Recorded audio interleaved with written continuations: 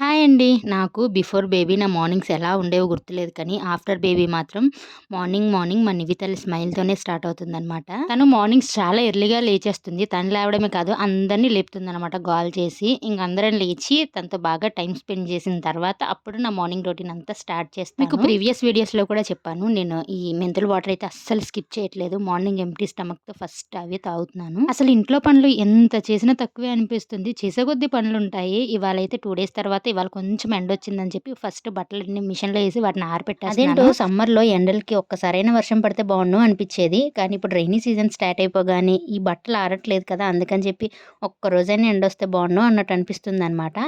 ఇంకా నాకెన్ని పనులున్నా కానీ మా నివికైతే విటమిన్ డ్రాప్స్ అస్సలు స్కిప్ చేయను. ఇది 1 ఇయర్ వరకు పట్టమని డాక్టర్ చెప్పారు. మార్నింగ్, ఈవినింగ్ మాత్రం రెగ్యులర్‌గా ఇస్తాను. ఇంకా టిఫిన్‌లోకి ఇడ్లీ బ్యాటర్ ఏమీ లేదనమాట. నైట్ లెఫ్ట్ ఓవర్ రైస్ ఉంటే దాంతో పులిహోర చేసేస్తున్నాను. ఈలోపు బయట వర్షం కూడా స్టార్ట్ అయిపోయింది. నా బట్టలు మళ్ళీ తడిచిపోయాయి.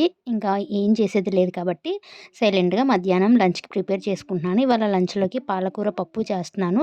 మీలో ఎంతమందికి పాలకూర పప్పు ఇష్టమో కామెంట్ చేసేయండి. క్లైమేట్ అయితే సూపర్ ఉందనమాట. ఇంకా వేడి వేడిగా వంట చేసుకొని తినేసేయటమే. కూల్ క్లైమేట్‌లో వేడి వేడిగా మీరేం ప్రిపేర్ చేసుకున్నారో కామెంట్ చేసేయండి. మా పాలకూర పప్పు అయితే చాలా యమ్మీగా వచ్చింది.